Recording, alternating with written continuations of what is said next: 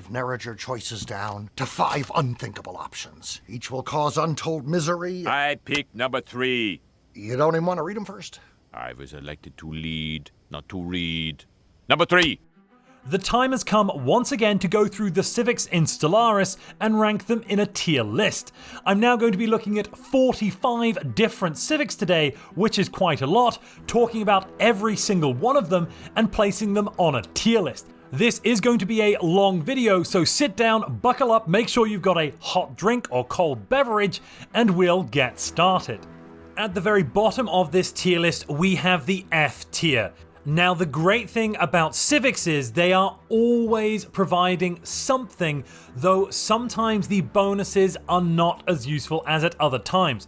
In the case of the F tier, almost always the bonuses are either too small to be impactful or generally not worth it overall, and that's why you'll find the Civics down here. They are not out and out bad, however they do have an opportunity cost because we only have a few select Civics that we can choose in our empire, 2 at the start of the game and 3 later on. Efficient bureaucracy comes with 2 effects. The first effect is that your administrator category jobs, that's your bureaucrats, priests and whatnot, will get minus 20% job upkeep. That effect is pretty much worthless. We'll only get a small reduction in consumer goods upkeep for a few of our pops across our entire empire. The second effect is slightly more powerful. Your bureaucrats and priests will produce edict fund equal to their unity output. That does, in essence, kind of mean each of your bureaucrats and priests produce double the normal unity. Why isn't that so great though? Well, generally speaking, most of your unity production won't actually come from bureaucrats and priests unless you've run very, very hard into those job types. You'll be getting a lot of unity from your politicians, your ruler class jobs, as well as possibly from trade if you are running a trade-based empire. You'll be getting a lot from your faction system and a variety of other methods throughout the galaxy, which mean that this is only a small overall impact. This Civic isn't specifically bad, it's just not very impactful.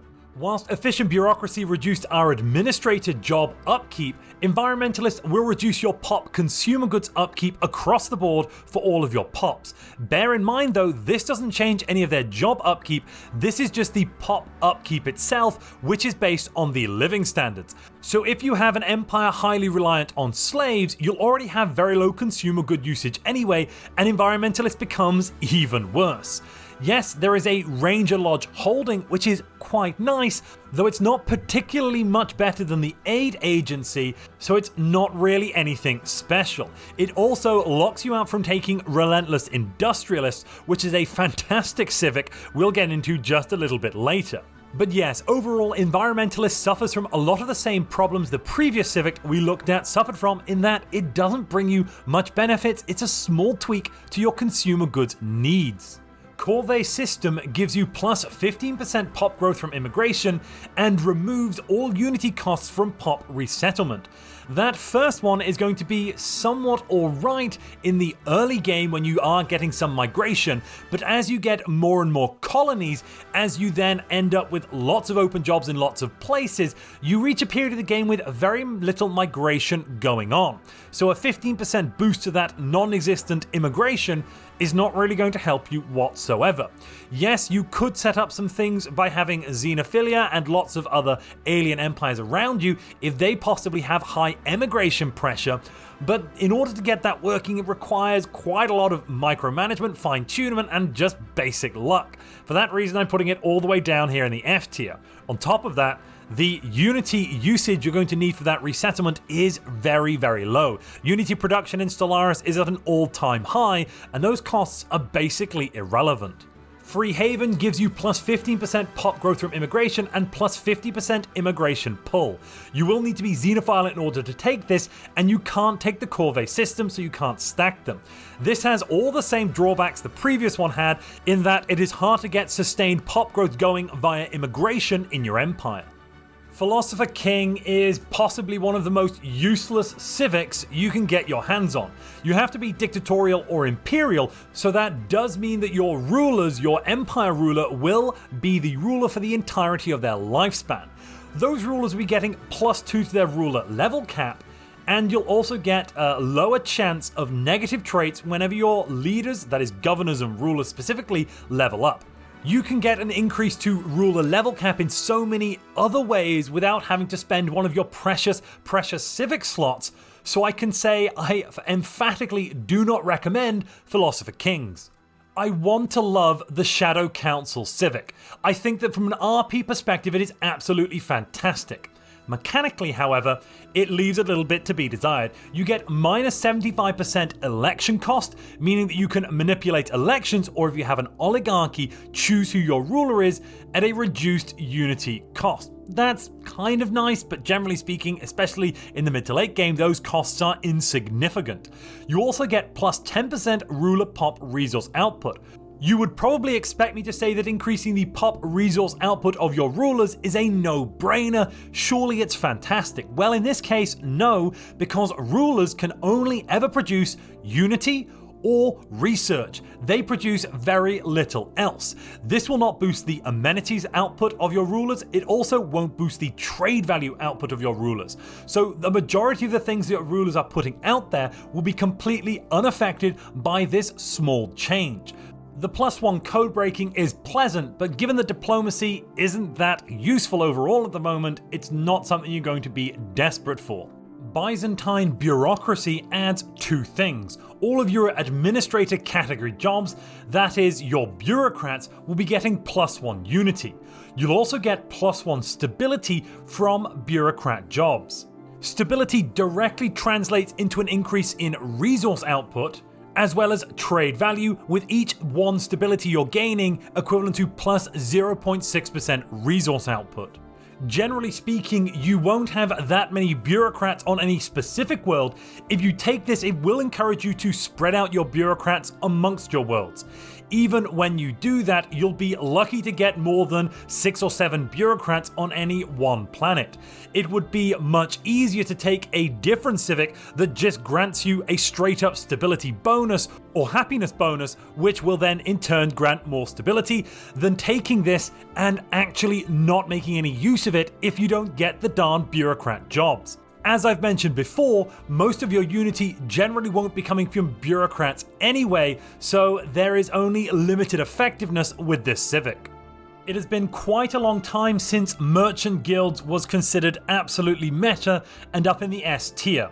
Since those days, it's got quite a lot worse. What does it do? Well, your capital building will replace some politician jobs with merchant jobs.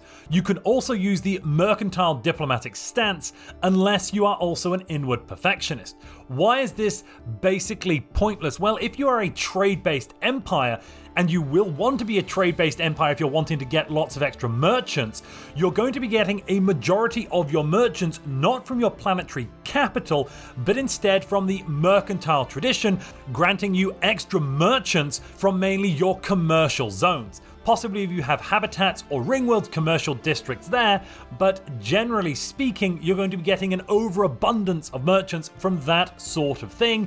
You won't need this 1 additional merchant from your capital building. It is a waste of a civic slot in its entirety. For a period of time, taking merchant guilds was also one of the ways to get a trade federation. Now, however, you simply need to complete the mercantile tradition and then you get access to that federation type. So yes, please somebody fix merchant guilds. It's completely pointless and useless as it stands in the current version of Stellaris.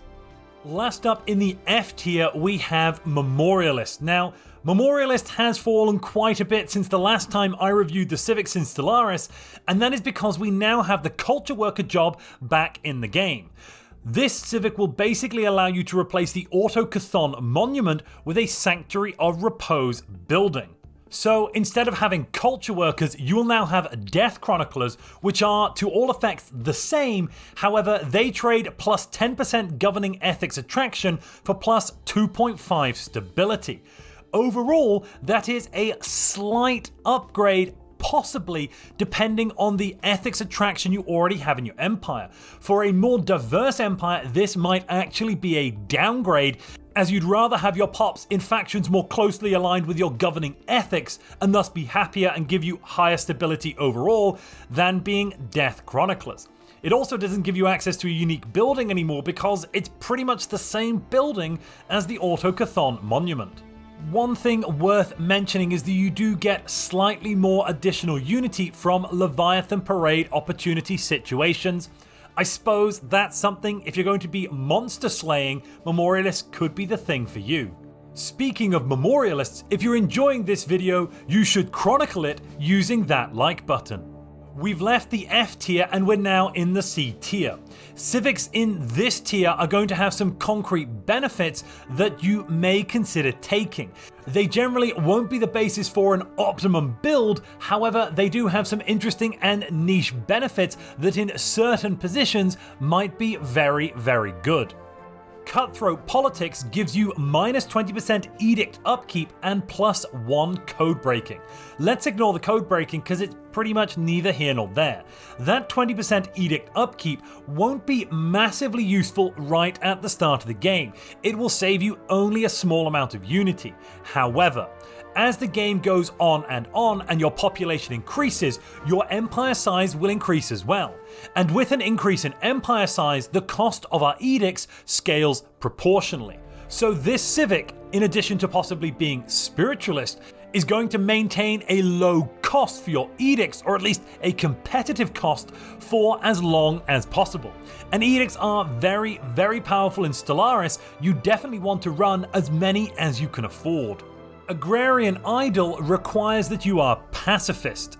All of your generator, mining and agriculture districts will get +1 housing.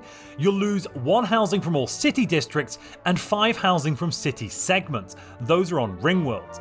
You will get +2 amenities from farmers, anglers and pearl divers, meaning that you can be generating a reasonable amount of amenities if you have some farmers in your empire. Additionally, agriculture districts will provide +1 building slot, and you can research the Agrarian Utopia's technology. The main drawbacks from this are the fact that you cannot research anti-gravity engineering technology, and you cannot pick the Arcology Project Ascension perk, completely locking you out from pretty much the best planet type in the game, and that is the Ecumenopolis world. With the right playstyle and setup, you could get quite a bit of symbiosis from this Civic and the way you're running your empire. However, overall I would recommend you minimize the number of farmers in your empire and have basically no agriculture districts if you can manage it. Food is the most useless resource in that you can't really use it to spend on anything other than your pop upkeep, so you don't really want to have a surplus of it. That overall means that Agrarian Idol isn't really going to be that useful most of the time, and it will lock us out of something really quite powerful. Aristocratic Elite gives you +1 governor level cap. You can also construct noble estate buildings and noble chateaus. These in essence give you access to the special noble jobs that will replace some of your politician jobs. You'll also have some of that replacement happening at your capital building as well. Each of these nobles will give you +2 stability in addition to any other effects. Overall, that means you can get a whopping +6 stability, and you might not have sensed what I'm going for here, but that was meant to be dripping with sarcasm. +6 stability after you've fully upgraded your capital and built an additional building really is not great. There are in fact better ways of doing this with other civics in this specific tier. Although +6 stability is nice to have, I can't complain at that, it's just the route you have to go through to get to it. I don't think it quite deserves being down in the F tier, but Aristocratic Elite is not very good at all. Speaking of other ways to get Aristocratic Elite's bonuses, Idealistic Foundation gives you +10% citizen pop happiness. Now that will not affect anyone that is a resident or a slave in your empire, but let's assume you just don't have any of those. If you don't, that 10% citizen pop happiness will translate into +6 stability, which is the maximum bonus you'll be getting from having 3 noble jobs on your planet. Again, that isn't an overwhelming bonus, however, it's a nice additional thing to have, and it sits comfortably here in the C tier. Nationalistic zeal is great if you're fighting in lots of wars, and especially if you're not able to devote all of your attention to all of those wars simultaneously. It will give you minus 20% war exhaustion gain and minus 15% claim influence cost. That war exhaustion gain will be essential if you are fighting wars on many fronts, and some of those fronts you are losing, because this will keep you in the fight for longer and enable you to recapture any possibly lost colonies, any possibly lost systems, and then push forwards on the aggressive without having to capitulate because you've reached 100% war exhaustion. Police State is a similar derivative on the bonuses we get from Idealistic Foundation and also from the Aristocratic Elite Civics. This gives us +5 stability and +1 unity from Enforcers and Telepaths. Now, generally, we don't want to have any enforcers employed if we can help it, so getting a measly +1 unity from those enforcers isn't very good at all. The main bonus is going to be that +5 stability and not much else. Catalytic processing replaces your metallurgist jobs with catalytic technician jobs. That means you will use food to produce your alloys instead of minerals. The fact that this takes up an entire Civic and isn't something like a technology deeply disheartens me. Unless you absolutely have no minerals and you're really suffering, generally you're not going to want to waste an entire Civic slot on this. Yes, you could combine it with something like Anglers or also Agrarian Idle to really push down the food benefit path, but overall, as I mentioned before, food is not a resource we want in excess, as we can't spend that excess on anything other than really selling it for something like energy credits. Idyllic Bloom has seen some massive reworks recently, and that's why I bumped it up here to the C tier. It allows you to construct and upgrade Gaia Cedar buildings. You can also construct Gaia Cedar outpost holdings if you're an overlord, and you will start with a Gaia Cedar Phase 1 building on your capital. As you upgrade that building through 4 phases, you will eventually turn the planet it is on into a Gaia world, which grants you some nice extra bonuses.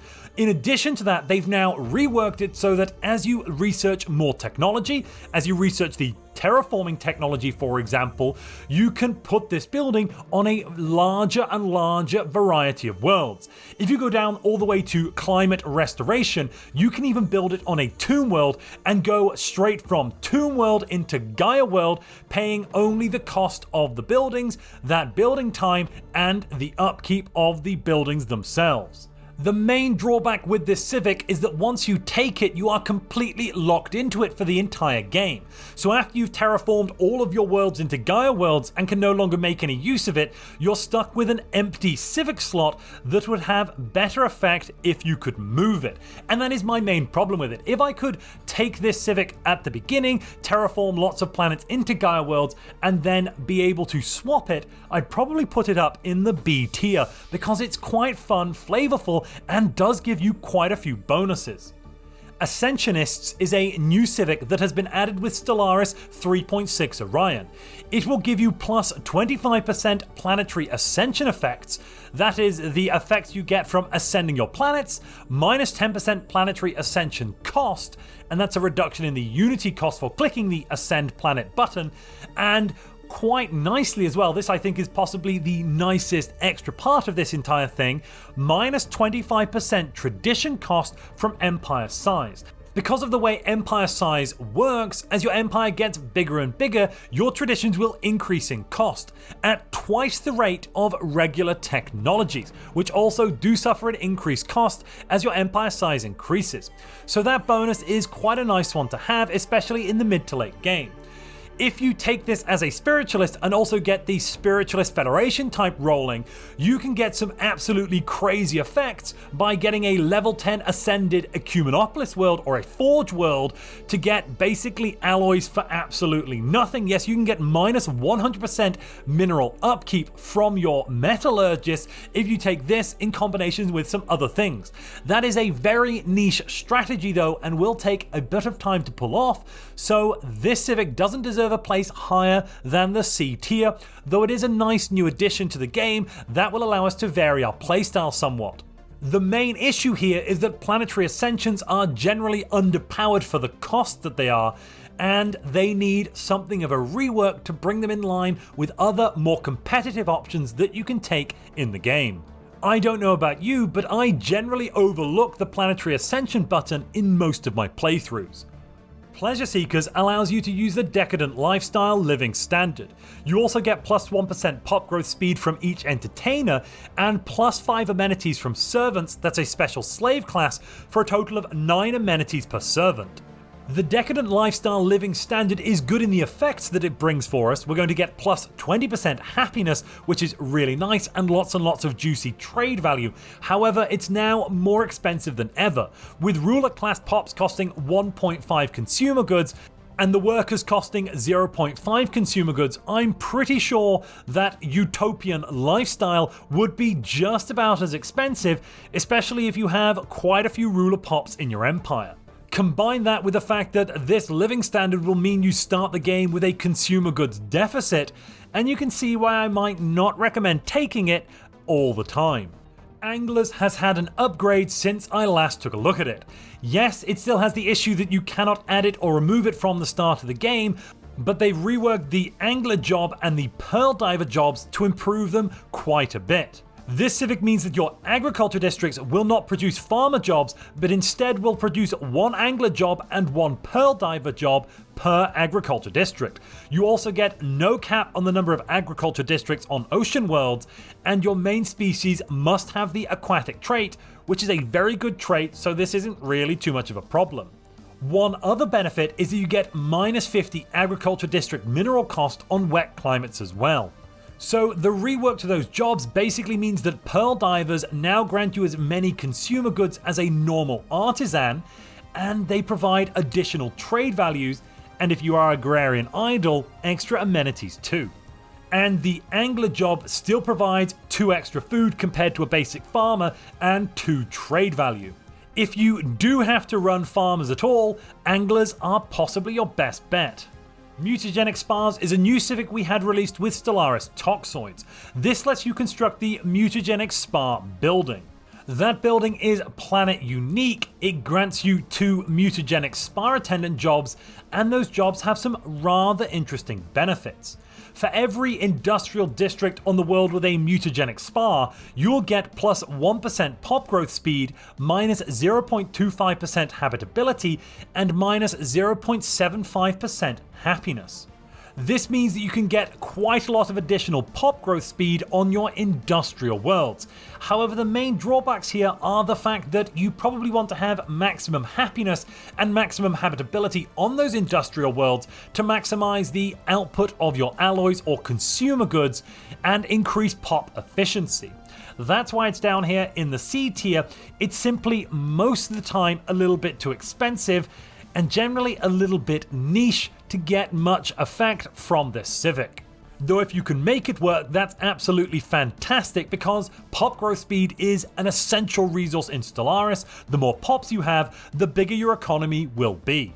Finally, we have Warrior Culture. Now, Warrior Culture is slightly better than it used to be. It still replaces entertainer jobs with duelist jobs and grants plus 20% army damage, but now we also get plus 1 mercenary enclave capacity. That means you can set up a mercenary enclave right from the start of the game without needing an ascension perk or any galactic legislation.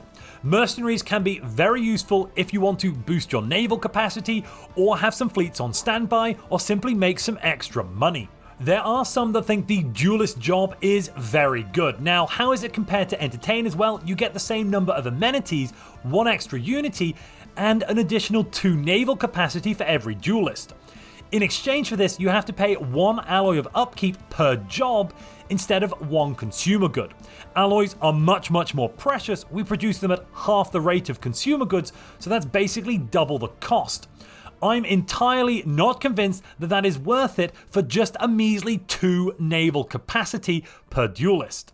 I think I'd much rather build some anchorages and increase my naval capacity that way using energy as upkeep and no pops, or later on have lots of soldiers on fortress worlds to defend my borders and compartmentalize my space and get a higher efficiency, getting at least 6 naval capacity per soldier pop than just the 2 naval capacity. We're now at the midpoint in the tier list. We've reached the B tier. The Civics in this tier are some very strong picks right at the start of the game that you will want to swap out of as they become less powerful, or alternatively, some Civics that are not so powerful at the start of the game, but you might be considering them for your third Civic slot. Functional architecture gives you a minus 15% building and district cost reduction. That can be quite nice for establishing your early economy, as you'll need just a few less minerals to get things going. It also gives you +1 building slots. Now, this Civic is fantastic, absolutely fantastic, if you have the Void Dweller origin, because you'll need it in order to unlock as many building slots as possible there, because habitats don't give you access to city districts, so you can't increase the building slots that way. As the game goes on, however, you're going to unlock lots and lots of technology, and you'll probably build up lots of city districts to fully unlock the building slots on your planets.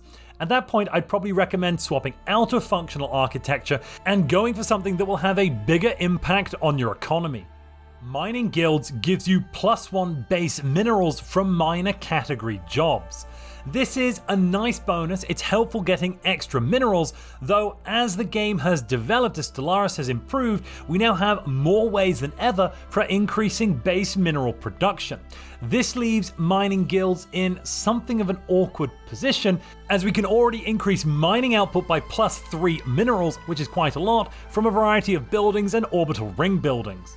Again, this might be a Civic you want to take early on and then swap out for something more powerful as your economy and technology base advances. Beacon of Liberty grants you 15% monthly unity and, rather nicely now, minus 15% empire size from pops.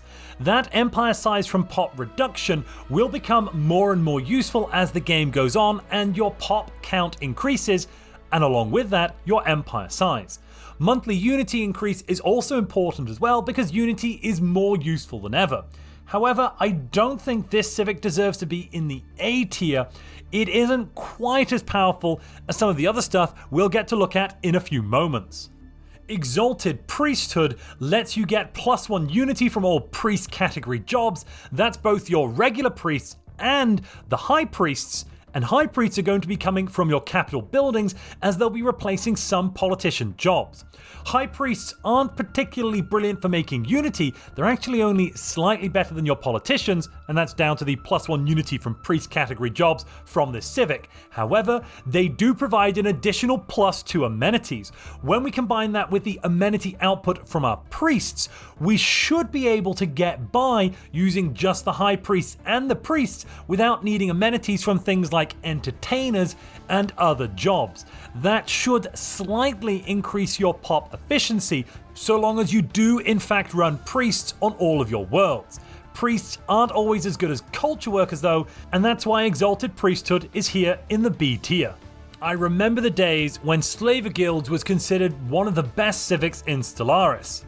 Oh, how the times have changed. Slaver Guilds will give you +10% slave pop resource output, but that will only affect slaves working in worker jobs. That will not affect any specialist slaves if you have indentured servitude or any other species rights policy that allows slaves to become specialists. You'll also be forced to have a 35% enslaved pop ratio. This can mean on new colonies, you're stuck with a whole bunch of pops that cannot work anything higher than the worker jobs, or you'll have to change the species rights around to make sure you don't have chattel slavery. It can become a micromanagement nightmare later on, and if you go with exclusively Ecumenopolis worlds or decide to run a merchant-only trade build, it's definitely not worthwhile there. Slaves are simply not as economically viable as they used to be. Or possibly freedom has just got more economic. Pompous Purist gives you +30% trust growth and 2 available envoys. Additionally, and most importantly for players that hate being spammed by the AI with trade deals and other such things, no other empire can send any diplomatic propositions to you. You can send your own diplomatic propositions, but everything will be done by your timetable. This can be a great benefit to some players, and I imagine for some people this is SS tier because it's simply amazing not to have to deal with the AI spamming you. Having said that, things have changed in recent patches and the AI is better than ever for not bombarding the player with needless agreements, but Pompous Purist does still have merit.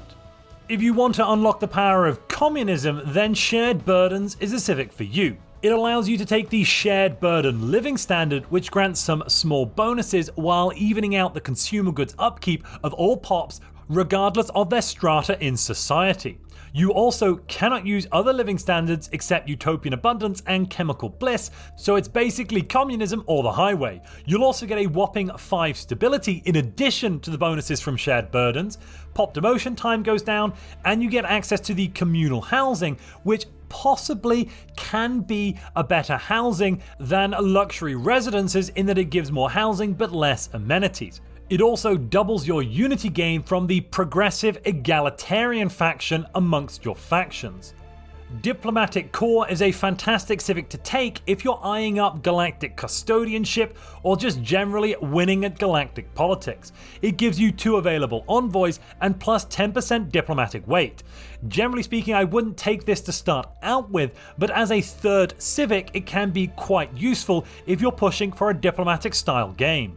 Scavengers is a new Civic which enables the research and salvage debris policy. This means when you have destroyed an enemy fleet, or at least dealt enough damage for them to run away, and you are left with space debris to investigate, you don't have to choose between getting research or getting alloys, getting some sort of commercial or economic benefit from them. You can instead get both. There's also a 10% chance for every ship debris that you'll create a ship of equal size. And you get 10 opinion with the salvages. If you're fighting in a large number of wars, scavengers can actually be really useful.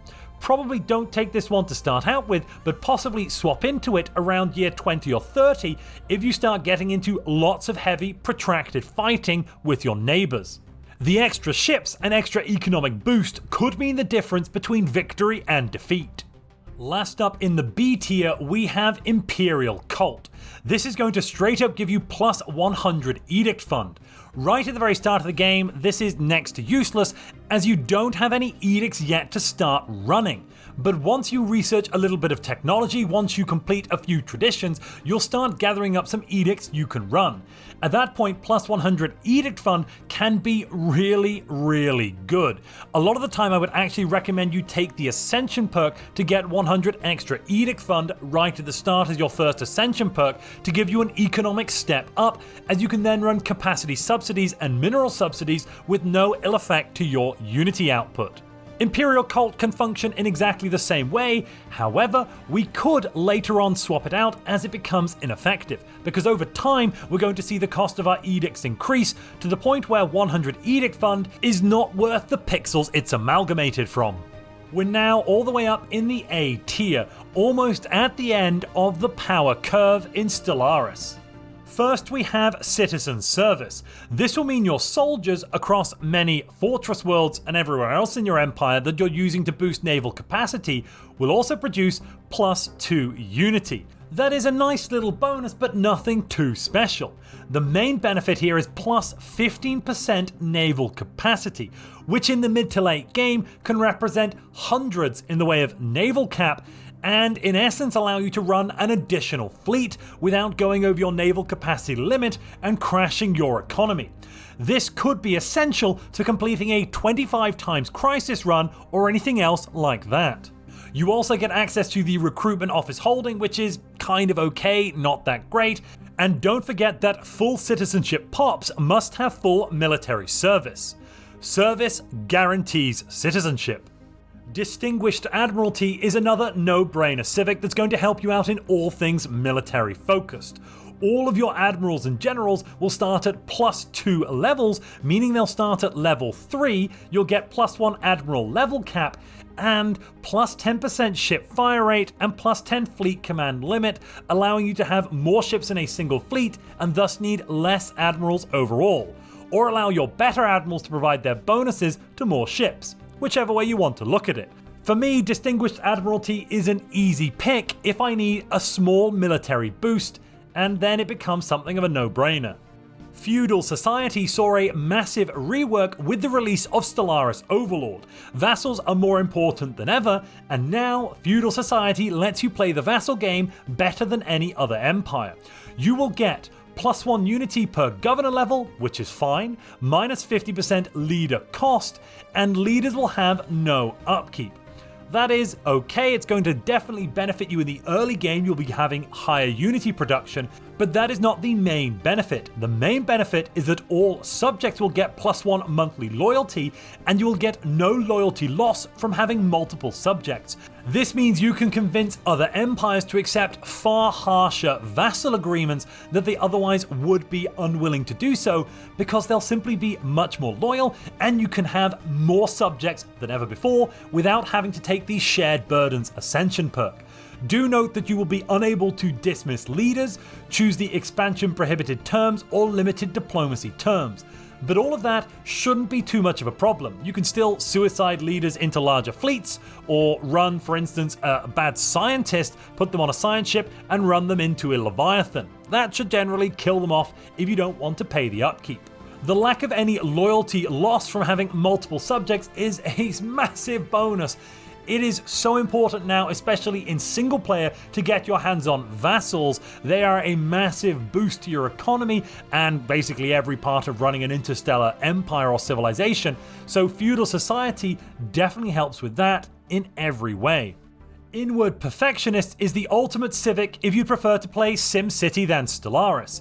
Note that you cannot add or remove this after the start of the game, unless you manage to do something like get a chosen one as leader to overthrow your entire empire setup. That is one sneaky way of getting rid of this after you've had most of the benefits. And those benefits are very, very good. Plus 20% monthly unity, plus 10% pop growth, plus 5% happiness, plus 50 edict fund, plus 1 encryption, unfortunately -1 code breaking and -1 envoys, and you're unable to infiltrate pre-FTL civilizations and have a whole range of diplomatic restrictions, basically meaning you can't interact with other empires around you or go on a conquest spree.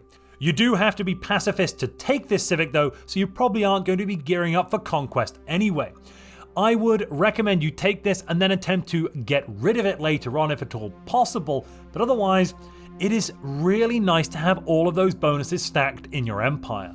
Technocracy lets you have +1 research alternatives, which is very nice to have in the early game as you're trying to beeline for certain technologies.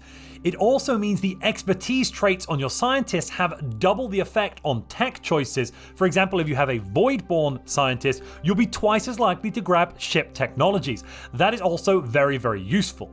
Your capital buildings will replace some politician jobs with science directors.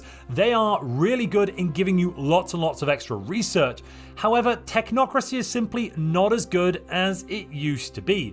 Getting those science jobs up does take some time, the research alternatives are nice, but overall you can tech rush very effectively without having to take this. And that's why it's not up in the S tier. Barbaric Despoilers has changed with Stellaris Overlord as well. It will now grant you +1 mercenary enclave capacity, and those mercenary enclaves can be very, very useful. We can use the Despoilation Casus Belli in order to attack and steal resources from our neighbours. Whilst we're attacking, we can use the Raiding Orbital Bombardment stance to steal pops. We cannot form migration treaties and can only create martial alliance and hegemonies. On top of that, we cannot add or remove this after the start of the game. This one doesn't start particularly powerful, but by the mid to late game, when the pop growth curve is at its worst, because the more pops in your empire, the longer it takes to grow every new pop, we can somewhat sidestep that by stealing those pops from neighbouring planets, and therefore we don't even have to grow them at all. There is an Ascension perk you could take to replicate this if you wanted to. That would take up an Ascension perk slot, though could be useful in the fact that you wouldn't need to use one of these Civic slots. Death Cult is a particularly powerful Civic, especially if you go with a clone army start. It will allow you to construct sacrificial temple buildings, sacrificial shrine holdings, which means you can sacrifice the pops of your vassal empires, and use these sacrifice edicts. When you run a sacrifice edict, you'll get a lot of bonuses at the expense of some of these pops. As your empire increases in size, you'll need to sacrifice more and more pops to get the same bonuses you had earlier in the game. But these bonuses can be very, very powerful, and that's why Death Cult still deserves its place up here in the A tier. Reanimators is the ultimate defensive civic. You will get your military academy buildings replaced with dread encampment buildings. They allow you to recruit undead armies. In addition to that, every time you defeat another organic army, you get a 33% chance to gain an undead army of your own. This means that your armies can face off against hordes that are up to 30, 40, even 50% larger than them, because you'll be replacing your casualties with some of the enemy's casualties. And that is both absolutely hilarious and deeply frustrating as an opponent. On top of that, you can defeat organic leviathans like dragons and resurrect them, making them more powerful than ever before. We're now over 40 minutes through, and if you've made it this far, congratulations, welcome. This is the secret call out. Let me know down in the comments below if you're still watching. This has turned into another marathon video, so in some ways I do have to apologize for that, but we do have a whopping 45 civics to go through today. So let's keep going. Relentless Industrialists is a new civic we've had with Stellaris Toxoids. It allows you to construct coordinated fulfillment centers that reduce your pop growth speed but massively increase your alloy output or consumer good output. Yes, it's possible that after 30 years you might accidentally turn a planet into a tomb world, but you can mitigate that. And even if you do, these buildings have absolutely no effect on Ecumenopolis worlds or orbital habitats. They can't be turned into tomb worlds. You can get up to 60% additional alloy output, which is a mind-boggling number after you've fully upgraded the Coordinated Fulfillment Center. You almost certainly do not want to start with this civic. Instead, you probably want to take it at year 20, the first time you're able to change your civics. Build these fulfillment centers on your industrial worlds and maximize your industrial output for the glory of your empire. At the very top of this proverbial pyramid, we have the S tier. The civics here are very, very good. They're either absolutely fantastic in some specific situations, and you're going to be wanting to take them for that, or alternatively, they provide a bonus to any empire that can take them. First up, we have Parliamentary System. This has undergone some reform recently, or at least since I last did the tier list, and it is more powerful than ever before. The basic effect is that you get plus 40% faction unity gain. But the true power for this civic comes from the fact that factions will form within 3 months of the game's start. This should, as long as you set your policies correctly and appease your factions, give you not just a massive additional unity bonus, but also extra happiness and therefore stability across all of your worlds. If you pair that with egalitarian, you can get some of the highest unity production in the game. I would probably recommend after 20 or 30 years you swap out of Parliamentary System and into something else, something possibly more beneficial, like a military civic to go on the aggressive. But for an opener, it is so overwhelmingly good with the current build of Stellaris. As ever, and somewhat unsurprisingly, Fanatic Purifiers has ended up right at the top here in the S tier. Yes, you cannot add it or remove it after game start, but it's going to give you a whopping 33% additional fire rate, plus 33% army damage, 33% more naval capacity, and minus 15% to your ship build cost. On top of that, you are genocidal, which comes with both benefits and drawbacks. Yes, you can't form a federation or engage in diplomacy, but you don't need to claim any systems because you get access to the Total War Casus Belli. This does tend to stop scaling so well in the mid to late game, as you can't make vassals and you can't really make use of the other pops in other empires that you conquer. You generally have to purge those pops. But you can, if you really work the game correctly, swap out of this one when that starts being a problem by either changing your ethics or, in an even better way, getting the chosen one to become your leader. Masterful Crafters is still as fantastic and important as it has ever been. This will allow you to replace your artisan jobs with artificers, which are marginally better, and more importantly, you will get 1 building slot for every 3 industrial districts. This means that you won't need to build as many city districts in order to access your building slots, and for the early game economic rush, it is massively important, especially in PvP. Now, the devs have somewhat nerfed this one by taking away that extra engineering research from the artificer job, but you do still get +7 consumer goods and +2 trade value, which is really nice to have as an extra bonus. Though the main benefits here still aren't this artificer job, they are the extra building slots from these industrial districts. Meritocracy is one of those great all-rounder civics that can help any empire out. It gives you +1 leader level cap, and more importantly, +10% specialist pop resource output. Increasing specialist resource output is one of the hardest things to do in the game, and this is one of the bonuses we look for most frequently. This 10% is not only going to help your scientists and metallurgists, but it'll also help increase your Unity production and your consumer good output. Generally speaking, all of your advanced resources, rather than the basic resources, will be boosted when you take this civic. And this makes it a wonderful all-rounder. Civics in Stellaris are the basis of your empire's success, and a successful empire will want to show off just how powerful and brilliant they are. In order to do that, you might want to construct megastructures. If you'd like to know what I think about all of the megastructures and put them into a tier list, click the video on screen now.